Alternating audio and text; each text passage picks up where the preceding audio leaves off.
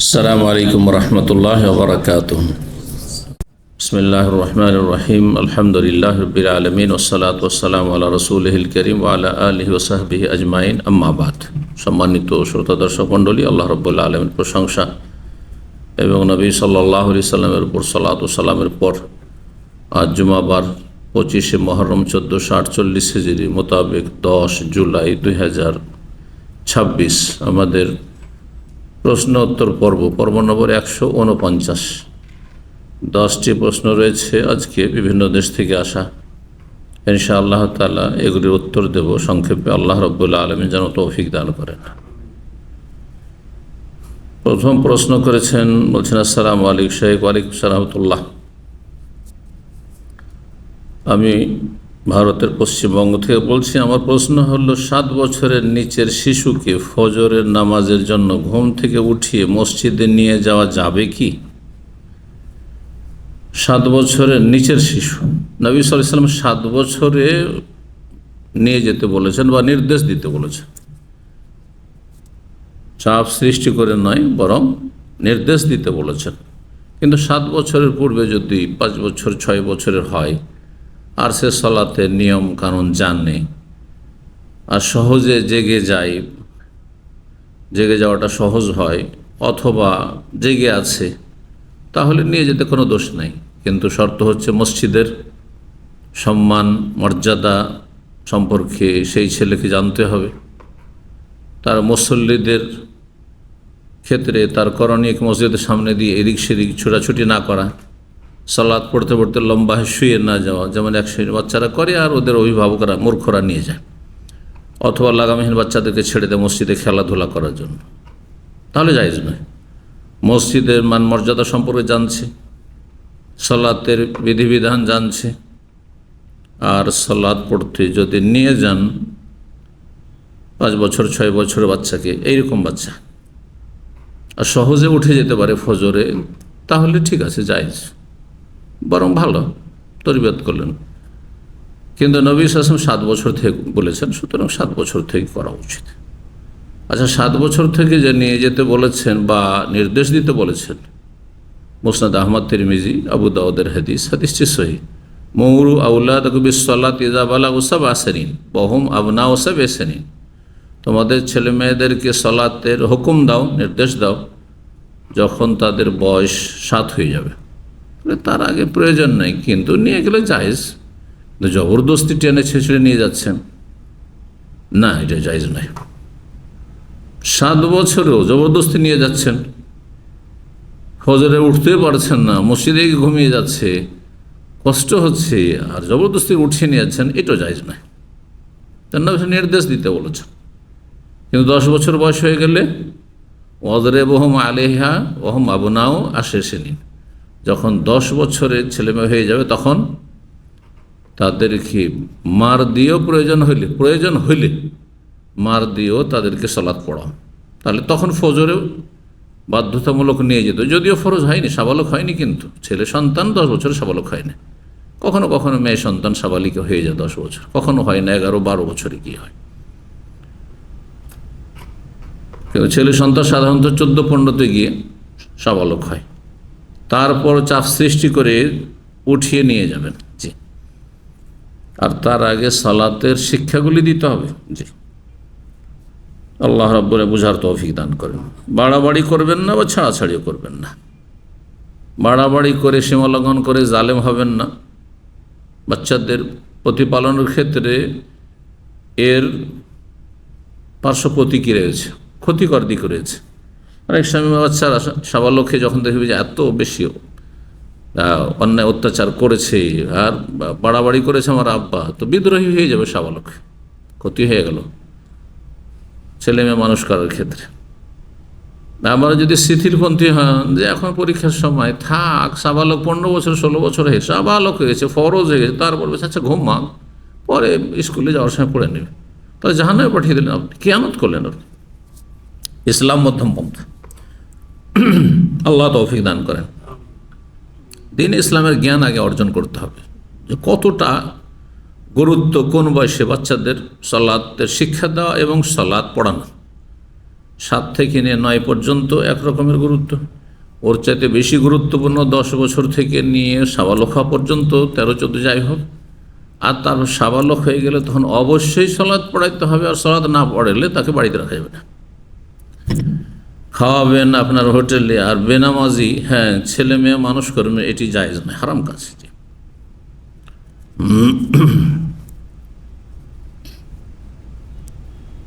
2 নম্বর প্রশ্ন বলছে, আসসালামু আলাইকুম শেখ ওয়ালাইকুম সালাতুল্লাহ, আল্লাহ যেন আমার স্বামীকে দ্বিতীয় বিয়ে করার ক্ষমতা না দেন। এক বোন বলছেন, যদি এইরকম আমি দোয়া করি, দোয়া না বদদোয়া? বদদোয়া হয়ে গেল, যে আল্লাহ যেন আমার স্বামীকে দ্বিতীয় বিয়ে করার ক্ষমতা না দেন, মানে শারীরিক ক্ষমতা না দেন, তো একবারে বদদোয়া, যে তার শারীরিক ক্ষমতা পুরুষত্ব যেন শেষ হয়ে যায়। আউযুবিল্লাহ, হারাম কাজ এটি। ক্ষমতা না দেন কথা বলা জায়েজ নয়, হারাম। আর একটি এইরকমই প্রশ্ন ওই বোনে বলছেন, সে যেন দ্বিতীয় বিয়ে না করে, আমার স্বামী যেন, আল্লাহ যেন আমার স্বামী দ্বিতীয় বিয়ে না করে। যদি এই দোয়া করেন তো জায়েজ, কারণ দ্বিতীয় বিয়ে করা জরুরি নয়। তার যদি প্রয়োজন পুরা হয়ে যায় এক স্ত্রী দিয়ে, অথবা প্রয়োজন পুরা হচ্ছে না, তারপরও দ্বিতীয় স্ত্রী তৃতীয় বিয়ে করলে, একাধিক বিয়ে করলে জুলম অত্যাচার করে দেবে, তাহলে বিয়ে করা জায়েজ নয়। জুলম অত্যাচার আশঙ্কা থাকে তো জায়েজ নয়, ইনসাফ না করতে পারে বা শারীরিক ক্ষমতা নেই তাহলে। আর প্রয়োজন আছে, ইনসাফ করতে পারবে, তাহলে বিয়ে করা পছন্দনীয়, ভালো, একাধিক। এখন একটা পছন্দনীয় কাজ, কোনো ওয়াজিব কাজ নয়। একাধিক বিয়ে করা, দ্বিতীয় তৃতীয় বিয়ে করা কোনো ওয়াজিব কাজ নয়। খুব বেশি তো তার প্রয়োজন একটু আছে, সেই জন্য এর গুরুত্ব আছে, বলা যেতে পারে কাজটি ভালো, মুস্তাহাব।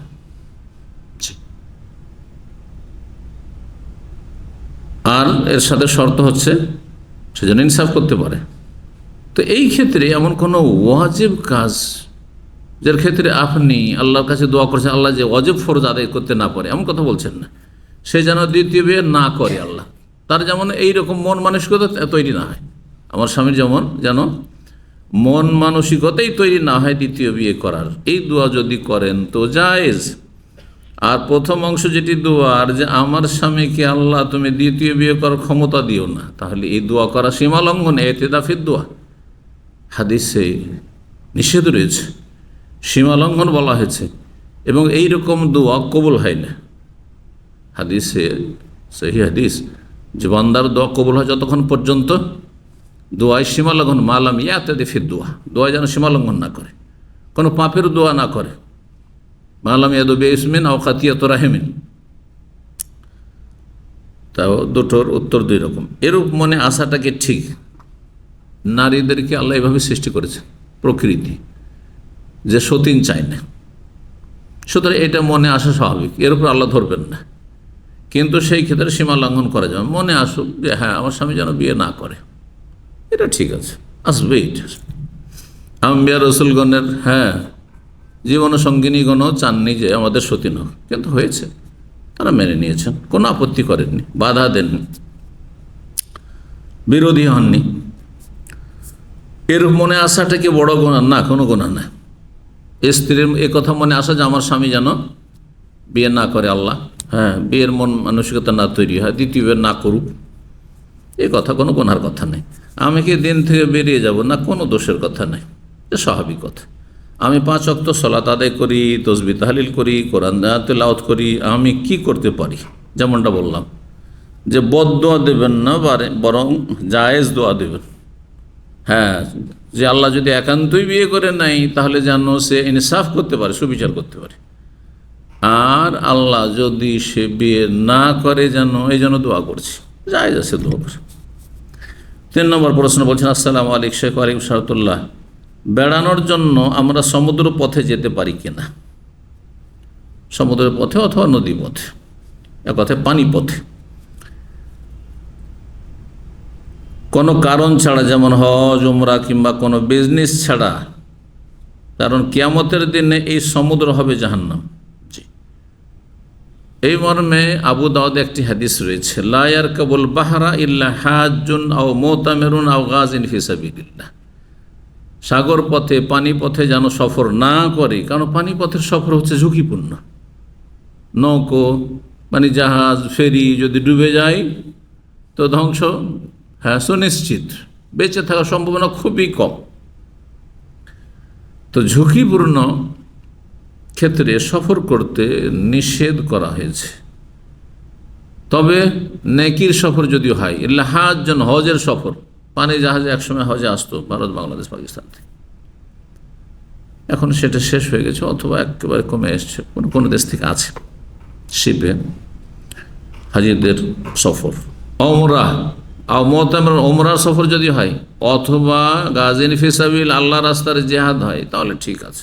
এ হচ্ছে হাদিস, কিন্তু হাদিসটি হচ্ছে দুর্বল। ইমাম আলবানী রাহিমাহুল্লাহ জাল জয়ীফ হাদিস সিরিজের হাদিস নম্বর 478 হাদিসটিকে মুনকার, মানে একেবারে দুর্বল, আপত্তিকর হাদিস বলেছে। জয়ীফুল জামে জামে সগীরের যে জয়ীফ খণ্ড, তার 6343 নম্বরে হাদিসটিকে জয়ীফ বলেছে। এটি হাদিস দুর্বল। তাহলে মাসলা কি, যে যদি আপনার সফর নিরাপদ হয়, ঝুঁকিপূর্ণ না হয়, তাহলে সফর করা যায়, সেটা পানি পথে হোক অথবা স্থল পথে হোক, আকাশপথে। আকাশপথে যদি দেখা যায় যে যান্ত্রিক গোলযোগ খুব বেশি হচ্ছে আর অধিকাংশই দুর্ঘটনা, আল্লাহ না করে এমনটা সাধারণত হয় না, কিন্তু যদি এমন কোনো সময় হয়ে যায়, যুদ্ধের সময়, যুদ্ধ চলছে আর উড়োজাহাজে সফর করা, এই সময়গুলিতে ধ্বংসের সম্ভাবনা যদি অনেক বেশি বেড়ে যায়, তাহলে এই রকম ঝুঁকিপূর্ণ সফর করা জায়েজ নয়। কিন্তু স্বাভাবিক অবস্থায় পানিপথে হোক, স্থলপথে হোক, আকাশপথে হোক সফর করা যায়, সেটা নেকির সফর হোক অথবা ব্যবসা বাণিজ্য জায়েজ সফর হোক। আর হারাম সফর কোনো সময় জায়েজ নয়। হারাম পাপের জন্য সফর করা কোনো অবস্থায় জায়েজ নয়। এক কথায় সফরের পথ নিরাপদ হইতে হবে, এটি হচ্ছে মূল কথা। 4 নম্বর প্রশ্ন, আসসালামু আলাইকুম শেখ ওয়ালিকুম সালাম। আমাদের গ্রামে অনেক লোক বিড়ি বাঁধে। ভারত থেকে প্রশ্ন করেছেন। ভারতের বিভিন্ন জায়গায় বিড়ি বাঁধার প্রচলন অনেক বেশি রয়েছে। কিছু কিছু অঞ্চল তো রয়েছে যে গোটা গ্রাম, কোনো একটি বাড়িও বিড়ি ছাড়া পাবেন না, হারাম রোজগার। আমাদের গ্রামে অনেক লোক বিড়ি বাঁধে, এই রুজি হারাম বললেও তা শোনে না। জি, কি করব? আপনার করণীয় হচ্ছে উপদেশ দেওয়া। আল্লাহ বলছে ফাযাক্কির ইন্নামা আনতা মুযাক্কির, তুমি উপদেশ দাও মানুষকে, যেটা জায়েজ নয়, এটা গুনহার কাজ। রুজি যদি হারাম হয় তাহলে তো বরকত হয় না। মানুষের জীবনে বরকত হয় না, ছেলে মেয়েতেও বরকত হয় না। হারাম খেয়ে, হারাম খাইয়ে ছেলে মেয়েকে, ছেলে মেয়ে মানুষ হবে না, ইত্যাদি ইত্যাদি। অসুখ বিসুখ বাড়বে, বালা মুসিবত বাড়বে, জাহান্নামে যেতে হবে ইত্যাদি। ওয়াজ করেন, উপদেশ দেন। ইন্নামা আনতা মুযাক্কির, তোমার কাজ হচ্ছে উপদেশ দেওয়া। এটা সাধারণ মানুষদের আর আলেম ওলামাদের। আলেম ওলামাদের দায়িত্ব আরও বেশি। আর সাধারণ মানুষ যদি দেখে যে কোনো অন্যায় কাজ হচ্ছে তাহলে, বা ভালো কাজ হচ্ছে না অথচ হওয়া জরুরি, এগুলো ফরজ ওয়াজিব কাজ বা সুন্নাত কাজ, তাহলে উপদেশ দেবে, স্মরণ করাবে, ওয়াজ করবে, উপদেশ। ভালো কাজের আদেশ দাও, আমর বিল মারুফ আর নাহি আনিল মুনকার। শাসক যদি, আল্লাহ যদি আমাদের খলিফা দিয়ে দেন, খলিফাতুল মুসলিমিন, তখন শুধু উপদেশ দেওয়া যথেষ্ট নয়, ফরজ আদায় হবে না উপদেশ দিয়ে। ওয়াজ করা, আমাদের মতো ওয়াজ করবে যে এটা হারাম, এটা হালাল, সুদ হারাম, ঘুষ হারাম, না না, সরকার কি করবে? বল প্রয়োগ করবে, অপরাধীদেরকে পানিশমেন্ট করবে, শাস্তি দেবে, তাদের সংশোধনের জন্য, সোজা করার জন্য, তাদের জন্য অপারেশন করা, অস্ত্রোপচার। আর আমাদের জন্য ওষুধ ট্যাবলেট দেওয়া, ইঞ্জেকশনও দেওয়ার অধিকার আমাদের নেই, মানে চাপ সৃষ্টি করার অধিকার আমাদের নেই।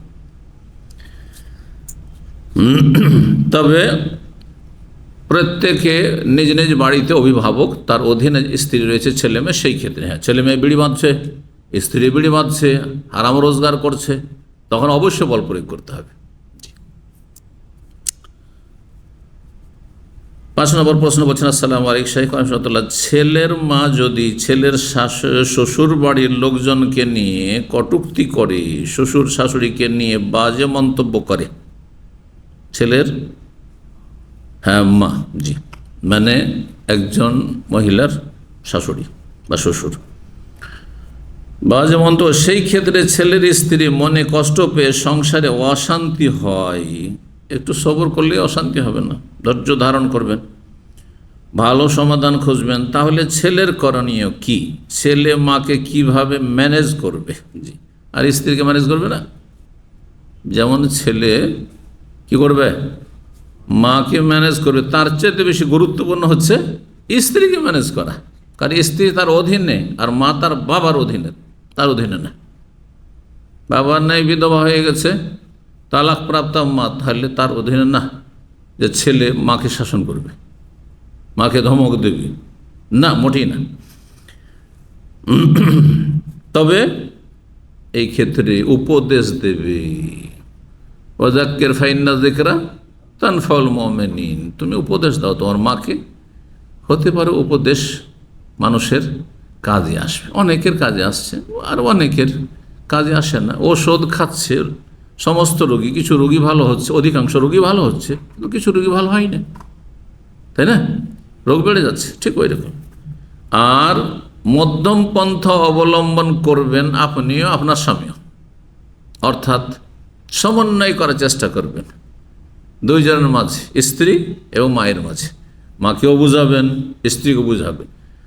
স্ত্রী যেহেতু আপনার মায়ের তুলনায় দুর্বল, সুতরাং স্ত্রীকে সবর ধৈর্যের কথা বেশি বলবেন, আর মাকে বলবেন এমন কথা, যেই কথায় বেয়াদবি না হয়, যেই কথায় মা কষ্ট না পেয়ে যায়, উত্তম ভাষায়, নরম ভাষায় বলবেন যে আপনার মেয়ে অন্য ঘরে আপনি কি সুখে দেখতে চান না?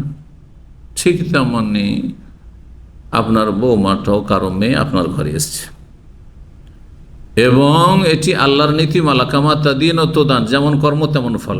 আপনি পরের মেয়েকে যদি সুখে শান্তিতে রাখেন, তো আপনার মেয়ে সুখে শান্তিতে থাকবে। এই কথাগুলি কিন্তু বড় এফেক্ট করবে, প্রভাব ফেলবে। অনেক মহিলাদেরকে দেখা যায় যে আমি আগে থেকেও আমি আমার বৌমাকে সুখে রাখবো, যাতে করে আমার মেয়েরা আছে আগামীতে বিয়ে দিতে হবে, যেন আমার মেয়েরা সুখে থাকে। চাই যে আমার মেয়েরাও যেন সুখে থাকে, কারণ আমার কর্ম খারাপ যদি হয়, তো আমার মেয়েদের ভাগ্য খারাপ হয়ে যাবে। এই বিষয়গুলি মানুষের উপর প্রভাব ফেলে। এইভাবে বোঝাবার চেষ্টা করবেন। কোরআন হাদিসের কথা, আল্লাহ প্রতিটি মানুষের হিসাবে নেবেন, বইয়েরও হিসাবে নেবেন সে যদি অন্যায় করে, আর শাশুড়িরও হিসাব নেবেন, স্বামীরও হিসাবে নেবেন, স্ত্রীরও হিসাবে নেবেন। সবাইকে আল্লাহর সামনে হাজির হইতে হবে। ইন কুল্লু মান ফিস সামাওয়াতি ওয়াল আরদি ইল্লা আতির রহমানি আবদা, সূরা মারিয়াম আল্লাহ বলছেন, আসমান জমিনে যে কেউ আছে আল্লাহর সামনে, সেখানে হাজির হয়ে গোলামের মতো অসহায় হাজির হয়ে হিসাব দিতে হবে। জি, রাষ্ট্রনায়ককে হিসাব দিতে হবে, আলেমকে হিসাব দিতে হবে, আর সাধারণ মানুষকে হিসাব দিতে হবে, সবাইকে হিসাব দিতে হবে। জি, প্রস্তুত থাকতে হবে। শ্বশুর শাশুড়িকে হিসাব দিতে হবে, আর বৌমাকে হিসাব দিতে হবে, স্বামীকেও হিসাব দিতে, স্ত্রীকেও হিসাব দিতে হবে। আল্লাহকে ভয় করুন, জুলম অত্যাচার করবেন না। আল্লাহ লা ইউহিব্বুজ জালিম, জালেমদেরকে আল্লাহ মোটেই পছন্দ করেন না, ভালোবাসেন না, ঘৃণা করেন। আর যাকে আল্লাহ ঘৃণা করেন তাকে জাহান্নামে দেবেন। জালিম জাহান্নামী। জি, ইন্নাহু লা ইফলিহুজ জালিম, জালেম কখনো সফল না, ব্যর্থ। দুনিয়া তো ব্যর্থ, অশান্তি, আখিরাত অশান্তি, জাহান্নাম। 6 নম্বর প্রশ্ন বলছে, এখানে আরও বলছেন যে ছেলে মায়ের এই খারাপ ব্যবহারের প্রতিবাদ করতে পারবে কি না? প্রতিবাদ করা যায় না মায়ের ক্ষেত্রে। না, আমার স্ত্রী গালি দেবেন না, জায়েজ না, এটা বাড়াবাড়ি হয়ে যাবে। ফালা তাকুল্লাহুমা উফিন, বাবা মাকে ওহ আহ শব্দ কথা বলা যাবে না। আরে বিরক্ত প্রকাশ করা যাবে না। কি করেন? এটা কোনো আচরণ হইল? মোটেই জায়েজ না এগুলো, এইসব কথাও বলা যাবে না। ফালা তাকুল্লাহুমা কাওলান কারীমা ওয়ালা তানহারহুমা, ধমক দিয়ে কথা বলবেন না, সম্মানজনক কথা বলবে, সম্মানের সাথে, আদবের সাথে ইসলাহ সংশোধনের চেষ্টা করবে। আল্লাহ তৌফিক দান করেন। এবং দুনিয়া কষ্টের জায়গা, দুনিয়া কষ্টের জায়গা। আচ্ছা, কষ্ট স্থায়ী নয়, আবার কষ্ট, কারো কষ্ট স্থায়ী নয়। একসময় মারা গেলেও আরাম পেয়ে যাবে। যদি কষ্ট শেষ পর্যন্ত থাকে, তো মারা গেলে তো আরাম পেয়ে গেল, ভালো মানুষ। ইন্না মাল উসরে ওসরা, যেখানে মুশকিল সেখানে সহজ আল্লাহ করবেন। 6 নম্বর প্রশ্ন বলছেন, আসসালামু আলাইকুম শেখ ওয়াইমসাল্লাহ, যদি প্রতিদিন সূরা আর রহমান পড়ি তাহলে কি এটা বেদাত হবে? হ্যাঁ, এটা বেদাত। প্রতিদিন শুধু সূরা রহমান কেন পড়বেন? বলছেন কোনো কারণ নেই বা বিষয় নেই, ভালো লাগে তাই যদি পড়ি। না না না না, শুধু শুনতে ভালো লাগে, বারবার ভাবি আইয়া আলাই রব্বে কুমাত কাজ, সেই জন্য পড়বেন? না না না, এগুলো বেদাতীদের কাজ। একজন মুসলিমের কাজ, তার হেদায়েত গোটা কোরআনে কারিমে রয়েছে, সূরা ফাতিহা সূরা নাস পর্যন্ত হেদায়েত রয়েছে। কোথাও আকীদা বিশ্বাসের কথা, কোথাও ইবাদত বন্দেগীর কথা, কোথাও আখলাক চরিত্রের কথা, হালাল হারামের কথা।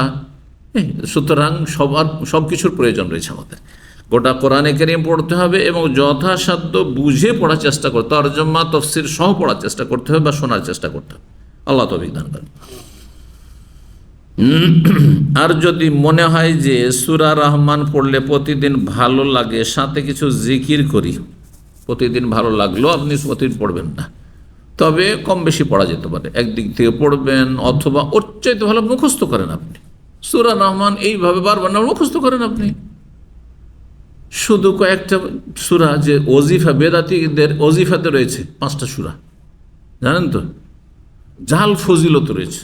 সূরা ওয়াকিয়া পড়লেন না কি কেউ গরিব থাকবে না, সব ধনী হয়ে যাবে। এই বেদাতি ওজিফাগুলো বাংলাদেশে, ইন্ডিয়াতে বেশি করে, অথচ ইন্ডিয়া বাংলাদেশে গরিব কেন তো বেশি?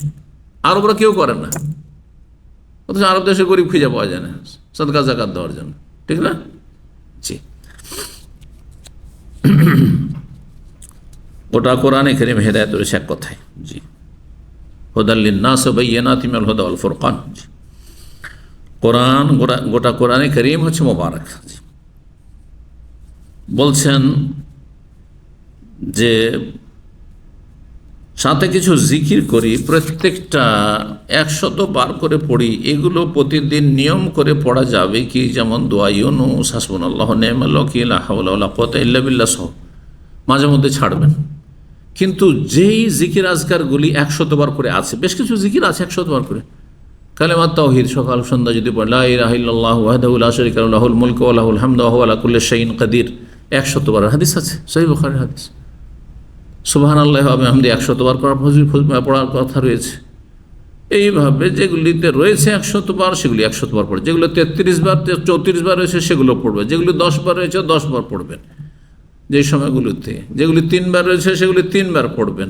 আর যেগুলিতে নাই, এমনিতে নফল জিকির আজকার করছেন, আপনি যদি মনে করেন যে আমি একটা নিয়ম মাফিক পড়ার জন্য 100 বার করে 100 বার করে যদি পড়ি, তো যতগুলি জিকির আছে সবগুলি আমি কভার করতে পারবো, এটা ঠিক আছে। কিন্তু যদি দেখেন যে আমি মাঝে মধ্যে এর চাইতে বেশি সময় পাচ্ছি, তখন 100-র জায়গায় 150 হোক, 200 হোক, অসুবিধা না, কম হোক বেশি হোক, আপনি যদি গণনা নাও করেন নফল জিকির, কোনো প্রয়োজন নেই যে গণনা করতে হবে। কিন্তু গণনা করলে অনেক সময় অনেকে ভুলে যায়, সেই জন্য যদি গণনা করে তো ঠিক আছে, কিন্তু নিয়ম বানিয়ে নেবেন না। না হলে আপনিও সেটাকে জরুরি মনে করলে নেন, যেটা জরুরি নয় সেটাকে জরুরি মনে করা বেদাত। আর যারা আপনাকে দেখবে সব জিকির করতে, যে সবগুলি 100 বার করে পড়ছে, তারা ভাবে যে এটি মনে হয় সুন্নাত। কারণ আমার মতো লোক যদি দেখে যে হাসবি আল্লাহ নেমাল লোকলে 100 বার করে পড়ছি, তো আমার ছাত্ররা মনে করবে যে এটি মনে হয় সুন্নাত, আমলকে বেশি ফলো করবে, সুতরাং বেদাত শুরু হয়ে যাবে। বেদাত কিন্তু ভালো মনে করে শুরু হয়েছে। 7 নম্বর প্রশ্ন বলছেন, আসসালামু আলাইকুম। ওয়ালাইকুম আসসালাম রহমতুল্লাহ। আমি ইউএসএ থাকি, এক বোনের আম্মা হোম কেয়ারে পাবে বেশ কিছু টাকা, কিন্তু উনি হোম কেয়ারটা নিতে চাচ্ছেন আসলে আরেকজন বোনকে সাহায্য করার জন্য, নিজে কাজ করবেন না, হোম কেয়ারের যে কাজটি রয়েছে সেটি নিয়ে অন্য কাউকে দিয়ে দিবেন তার সহযোগিতা করার জন্য। যেই বোনটা ওনার হোম কেয়ারের দায়িত্ব নেবেন, কিন্তু অল্প কাজ, আর শুধু গভর্নমেন্টকে দেখানোর জন্য পেপার ওয়ার্ক, না শুধু পেপার ওয়ার্ক না, যদি কোনো প্রতিবন্ধীর অথবা কোনো বৃদ্ধার সেবা যত্ন বিষয় রয়েছে, তাহলে সেগুলি যথাযথ পালন করতে হবে। আপনি ঠকামি করবেন আর পয়সা নেবেন সরকার থেকে, রুজি হারাম। আপনি যে দায়িত্ব রয়েছে ঠিকভাবে দায়িত্ব পালন করেন, আর তারপরে যদি পয়সা নেন, আপনি কাজটি না করে কন্ট্রাক্ট নিলেন আর তারপর আর কাউকে সাব কন্ট্রাক্ট দিলেন, যেমন আজকাল হচ্ছে না, বিল্ডিংয়ের কাজের একজন কন্ট্রাক্ট নিয়ে এনেছে আর তারপরে নিজে না করে আর অন্য কোনো ছোট কোম্পানিকে অথবা ছোট প্রতিষ্ঠানকে কন্ট্রাক্ট দিয়ে দিল, কোনো ব্যক্তিকে কন্ট্রাক্ট দিয়ে দিল একটু কম পয়সাতে, মাঝখানে সে কাজটা যেহেতু ধরেছিল সেজন্য কিছু লাভবান হলো, সেটাও জায়েজ রয়েছে, কারণ সে মেহনত করেছে কাজ তলাশের জন্য। জি, তাহলে যে টাকাটা ওনারা নেবে গভর্নমেন্ট থেকে, এটা কি হালাল হবে? হালাল হবে, কিন্তু যেমন বললাম যে দায়িত্ব সুন্দরভাবে যথাযথ পালন করতে হবে। জি, আর মিথ্যার আশ্রয় যেন না নেওয়া হয়, ধোঁকাবাজি প্রতারণা না থাকে। 8 নম্বর প্রশ্ন বলছেন, আসসালামু আলাইকুম শেখ ওয়ালাইকুম সালাতুল্লাহ, এমন অনেক প্রাকৃতিক উপাদান রয়েছে যেগুলোর ব্যবহারে চুলের অনেক উপকার হয়, পাশাপাশি উক্ত উপাদান চুল কালো রাখতে সাহায্য করে, যেমন কালো কেশির পাতা। বুঝি না, কালো কেশির পাতা বুঝেন আপনারা? জি, যাই হোক, এমন কোনো পাতা আছে যেটাতে কালো করে চুলকে, সেটা বেটে চুলে লাগলে, যদি যাদের চুল পুরোপুরি কালো তারা যদি উক্ত উপাদান হেয়ার প্যাকের সাথে ব্যবহার করে, তবে কি চুল কালো কলপ করার গুনাহ হবে? না, হবে না। যাদের চুল কালো এমন কিছু ব্যবহার করলো তার উপর যে কালোটি আরও কালো ভালো মনে হবে, এটা জায়েজ আছে, কোনো অসুবিধা নেই। কিন্তু যাদের চুল সাদা হয়ে গেছে তারা যদি কালো মেহেদি বা কালো কলপ লাগায়, সেটি জায়েজ নয়, সেটি নিষেধ, নবী সাল্লাল্লাহু আলাইহি ওয়াসাল্লাম হাদিস রয়েছে। জি, তবে ব্রাউন করতে পারবেন, কালো আর লালের সংমিশ্রণে মাঝামাঝি ব্রাউন করতে পারবেন, একেবারে গাঢ় কালো করা জায়েজ নয়। গাইয়ুরুশ শাইব পরিবর্তন করতে বলেছেন নবী সাল্লাল্লাহু আলাইহি ওয়াসাল্লাম, পাকা চুল। তাহলে বোঝা গেল পাকা চুলকে কালো করা জায়েজ। ওয়াজান্নিবুহু সাওয়াদ, কালো চুলকে পাকা চুল করা থেকে বেঁচে থাকিও, আর সেই চুলকে কালো করা থেকে বাঁচিয়ে রাখিও। এ হচ্ছে নবী সাল্লাল্লাহু আলাইহি ওয়াসাল্লাম হাদিস। 9 নম্বর প্রশ্ন বলছেন, আসসালামু আলাইকুম শেখ ওয়ালাইকুম আসসালাম রহমতুল্লাহ, বলছেন আমার স্বামী প্রবাসী, বাচ্চারা ছোট এবং পরিবার থেকে দূরে শহরে থাকি, এমত অবস্থায় নিজের পরিবারের বা স্বামীর পরিবারের নিকটাত্মীয় কেউ মারা গেলে কি যাওয়ার চেষ্টা করা উত্তম হবে, নাকি যে যা বলুক কিন্তু দূরে থেকে দোয়া করলে হক আদায় হবে? দোয়া করাটা হচ্ছে মূল বিষয়। আর আরেকটি কাজ হচ্ছে যে মৃতের যে পরিবারের সদস্য রয়েছে তাদেরকে সান্ত্বনা দেওয়া, তাজিয়ত করা। জি, দোয়া করা এবং তাদেরকে তাজিয়ত, সান্ত্বনা দেওয়া। সান্ত্বনা দেওয়ার জন্য যদি যান পর্দার সাথে, আর সেখানে আপনার স্বামীর বাধা নেই, প্রথম কথা স্বামীর অনুমতি লাগবে।